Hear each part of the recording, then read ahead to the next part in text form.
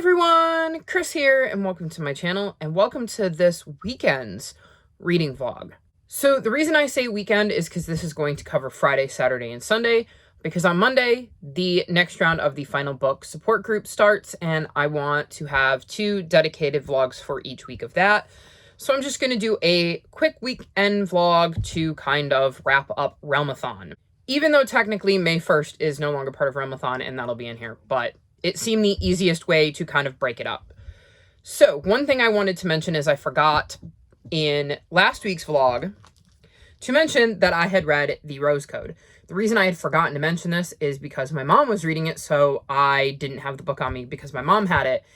And it wasn't a huge deal that I didn't mention it because I'm reading it for a secret TBR, so I'm not going to talk much about it anyways. But I did want to mention that I finished that last week. It follows 3 female codebreakers during World War II, and I was excited to read it because I've read a couple of Kate Quinn's other books and really enjoyed them. So I did finish this last week and wanted to make a note of that. So last night before bed, I finished So This Is Love, which is a Twisted Tales Cinderella retelling where we find out what happens if Cinderella does not put on the slippers. And I think I'm going to go 4 stars with this. I enjoyed this a lot more than I thought I would, considering Cinderella isn't necessarily one of my favorite fairy tales or Disney movies. I really liked getting a glimpse into what Cinderella would have done if she hadn't just had her happy ending handed to her, and she kind of had to work towards that and wasn't sure what that happy ending looked like. I really enjoyed following Cinderella around and getting to see how her life ended up going due to the twist of this book. And I don't really want to say more because I tend to go into the Twisted Tales only knowing this part, the twist. And so I don't want to give away any more information about what Cinderella gets up to, other than that she obviously doesn't put on the glass slipper when the prince is looking for her and have her happily ever after. So I enjoyed this. It isn't necessarily my favorite of the Twisted Tales, but it also isn't my least favorite. I'm still enjoying the series. I love reading something that is a familiar story, but with a twist. So we'll definitely be continuing on with this series at some point. Then this afternoon, I finished Crossbones. So in this book, we're following 3 POVs, and they each have a vested interest in being part of the Crossbones tournament because the King of the Bones has died, and he died seemingly with no heir, so there's going to be a competition to determine who is going to become the next King of the Bones. One POV is Scylla, who wants to prove that her grandmother was right to pass control of her pirate ship onto her and not her older sister, and become the first Queen of the Bones. Our second point of view is Cain, who was left his ship after his father died, and is trying to live up to his family's name. And then our last POV is Lorelai, who lives in a village that has nothing to do with the pirates and the Crossbones and their world, and unfortunately ends up getting drawn into this mess and having to find her way out of it while kind of keeping her head attached to her shoulders. I enjoyed this enough that I will definitely continue reading on with the series, even though I went into it thinking it was a standalone. But it is actually the first book in a trilogy. So I enjoyed getting to see Scylla, Cain, and Lorelai grow throughout the book as all 3 of them go on quite the journey and have ups and downs and things that they have to deal with.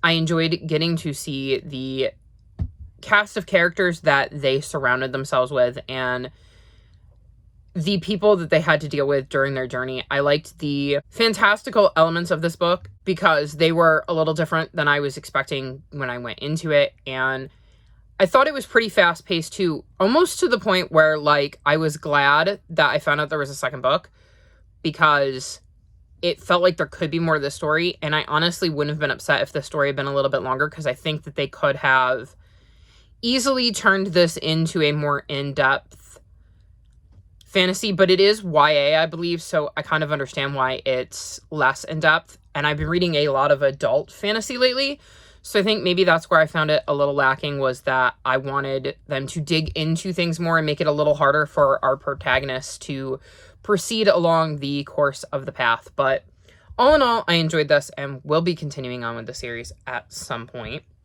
And the other two books I plan to make a priority this weekend are the last book on my TBR, which is Born at Midnight. And I've started this, I'm like 70 pages in, and we're basically following this girl whose life is kind of falling apart around her. And her mom ends up sending her to this camp where she finds out that things like vampires and werewolves are real, and she has a supernatural ability as well. So I'm not sure I'm loving this, because it is very YA. There's a lot of stuff that I do not enjoy in my reading because I've outgrown that kind of stuff in my books, but at the same time, I'm enjoying the fantastical supernatural elements of it so far, so I'm sticking with it, but I don't know if this is going to be something that I want to pick up the next book in, because it's part of a series, so we'll see.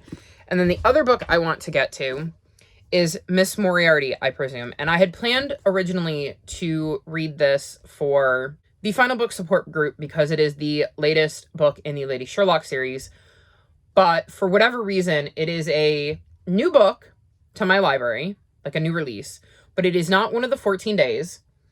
And it's due back on May 2nd. And my mom's going to need to read it too. So it's kind of a priority that I read it this weekend so that she can then read it so that we can get it back before we start racking up fines. The only thing I can think of is like really weird because my mom grabbed it from the library like last week. So I've had it like less than a week.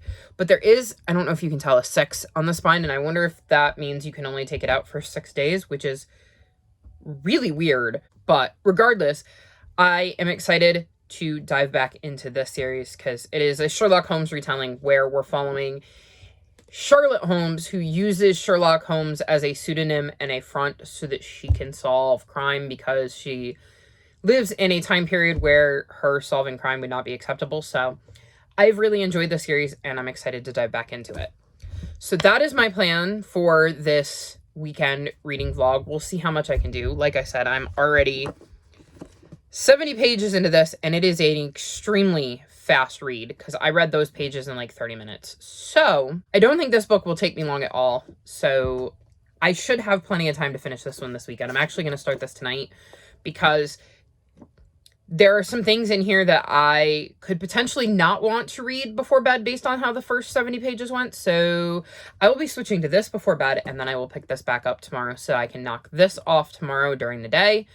And then my focus will be completely on this. And if I finish them, I have no idea what I'm going to do because I haven't thought that far.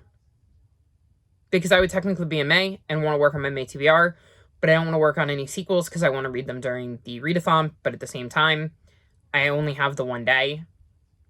So we'll see if I read anything else. But those are the two main priorities, and I will check back in with you tomorrow.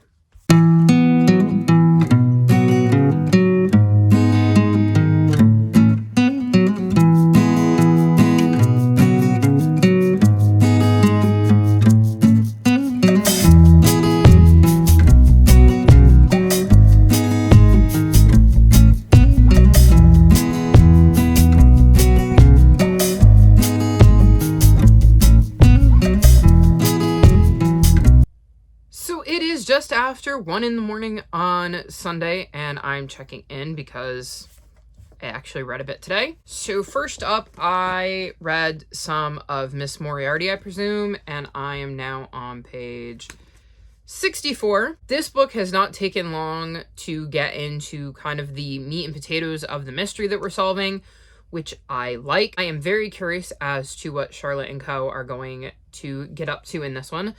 If you don't know, this is a Sherlock Holmes retelling where we're following a young woman named Charlotte who uses the moniker Sherlock Holmes and pretends that Sherlock Holmes is her brother because she's Charlotte Holmes, and uses that pseudonym as a front and pretends that Sherlock is a man that does actually exist and is ill so that she can then solve mysteries. And I think this is like book 6 in the series or something like that. It's been a bit since I've read book 5. because if I remember right, I read book 5 when it first came out, and now I'm reading book 6 when it first came out, so there's been a bit of a gap there.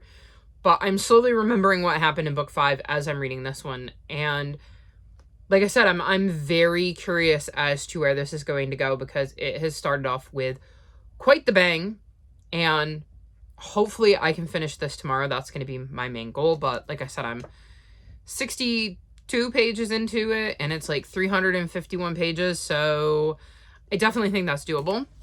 And then the other update I have is I finished the last book on my April TBR, which is Born at Midnight. So we're following this teen named Kylie, and her parents are getting divorced, her grandmother's just died, some dude is stalking her, and she goes to a party to blow up some steam with a friend, and it gets raided by the cops, and there are drugs found there, and even though Kylie wasn't doing any drinking or drugs or anything like that, her mom decides to send her to a camp for troubled teens, where she soon learns that by troubled, there's actually werewolves and vampires and shapeshifters and things of that sort. None of these kids are actually troubled. And Kylie doesn't feel like she belongs there because she's just normal. She's a normal teenage girl, and yet they are insisting she does belong. So we're kind of following her journey once she's there. And the reason that they believe Kylie should be there is what kept me invested in this book. Kylie isn't my favorite person. They've got this silly love triangle trope going on, which I absolutely hate, which is part of the reason I stopped reading YAs, and I especially hate it in this book. It is not one of the well done versions of the love triangle. And I swore throughout the whole book that once I found out about this one certain piece of information, I would be good. I just needed to read to the end of the book to get that piece of information, and then I would be done with the series. But even though I think I'm only going 2.5 stars in this, I kind of want to keep reading. I don't know if any of you have had that happen with a series where you don't love it, you don't even necessarily like it, but there's something about it that makes you want to read it anyways. It's not like it was a particularly hard read. And again, while I could care less about the silly love triangle or the, oh, he's cute, oh, he's cute, oh, he's cute crap that's going on with this, with Kylie and some of the girls she meets at the camp, I am curious about like the supernatural elements and some of that stuff. So I may continue the series just for that factor, and the fact that it feels like, even though I didn't like Kylie, she did feel like she showed potentials of growth throughout the book. So I'm wondering if we will see that continue throughout the series, and maybe I will enjoy her more, and the love triangle will get better as the books go on and Kylie kind of grows and matures. So I think I might continue on with the series. If you've read the series, I would love to know what you think of it and whether it is worth continuing. But surprisingly, even though I'm giving it 2.5 stars, I think I did enjoy it, but I don't think it deserves more than 2.5. So that's my reading update. I filmed 2 videos today, and you will be finally getting my spring covers video, though you will probably see that before you see this with how behind I am on editing. And I filmed my TBR for the Final Book Support Group, and it is quite ambitious, as I'm sure you've seen. Hopefully I can get through a good chunk of the books that I have on my TBR that are series, but who knows? Anyhow, I'm going to go read a little bit of Miss Moriarty, I presume, and cuddle up with this one. Can you say hi?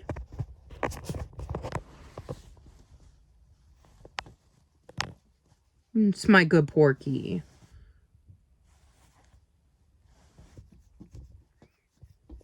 He's quite the handsome cat.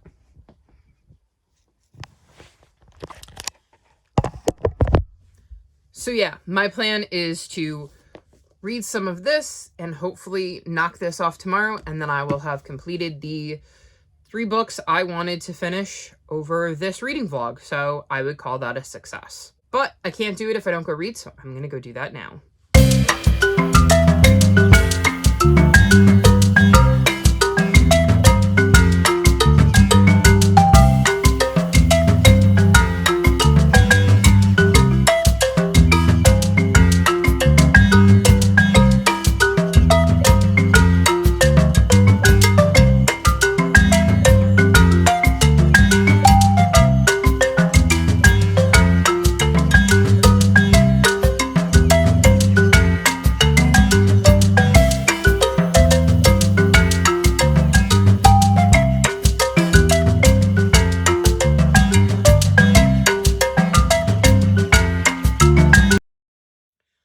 So the weekend is now over, and I managed to get through most of Miss Moriarty, I presume. I got to page 329 of 353? Yes. So almost, but not quite finished this. I will say I did finish it right after midnight, so I technically finished this early Monday morning, but I'm just going to recap it in this vlog because I had so little left that it's not really worth reading until the start of the next vlog. Some quite interesting stuff went down in this one. For me, there was a slight lull in the middle where I wasn't as into it, but I think in the end I'm going to go 4 stars. I did end up enjoying this, and like I said, there's a lot of interesting things that transpired in this book to Charlotte and Co. And I am very intrigued as to what is going to be on the docket for them next, based on the way this book ended. Like, I'm so mad that I don't have the next book, like, now. And there was definitely at least one twist that I did not see coming at all, not even kind of, sort of. It hit me upside the head like a ton of bricks. And I love when mystery books can surprise me.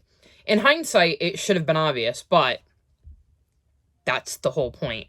So I really enjoyed this. It means I am caught up on this series, which is also a really good way to kick off a readathon that is all about working on your series. So that is what I did today. I finished Miss Moriarty, I presume, and caught up on the Lady Sherlock series. I also started the 1619 Project. So I am on page 8, but there was like a 20-page preface that I read before. I think I decided that I could read about 2 chapters a day and I would get done with the book with plenty of time to spare before the end of May. And I think that's my plan at the moment. If it hooks me, that's a completely different story, but I want to make it a point to sit down and read some of this every single day, because this is a much different read to the other nonfiction books I have chosen to read. I don't know that it'll be heavier necessarily than the Holocaust, although it shouldn't be an easy read, given that, you know, we're essentially talking about the history of the slave trade and how our nation profited from that, and how we continue to see Black people mistreated in this country, I believe, is the whole point of this. So I'm not expecting it to be an easy read, but I don't know if it's going to match the level of atrocity that was the Holocaust. Because at least from what I know about history, that's like up there with one of the worst things I can possibly imagine. And the fact that it is even a thing I can learn about because it happened is still baffling to me. But this seems like it's going to be heavy in a different way, and so obviously it's not going to be as light as the autobiographies I've read, but it's also not going to be as easy to get through as, say, the graphic novels, because, well, it's not a graphic novel. So I sometimes struggle with nonfictions written like this, but I still think it will be a very important and enlightening read, because I'm only on page 7, and having read the preface, I already feel like I have learned something, at least in the abstract. So I definitely am excited to read more of this, and plan to read, like I said, a couple chapters a day to make sure that I have plenty of time to finish it before the month of May. So that is the end of this little mini weekend reading vlog. I think for 3 days I did a pretty decent job, considering I finished So This Is Love, Born at Midnight, Miss Moriarty, I presume, and then started the 1619 Project. I'm quite looking forward to the final book support group and cannot wait to dive into all of my sequels, and hopefully I will be able to smash a bunch of them out. So yeah, I think it's time to wrap this sucker up.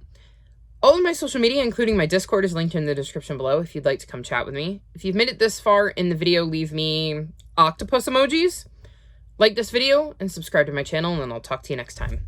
Bye!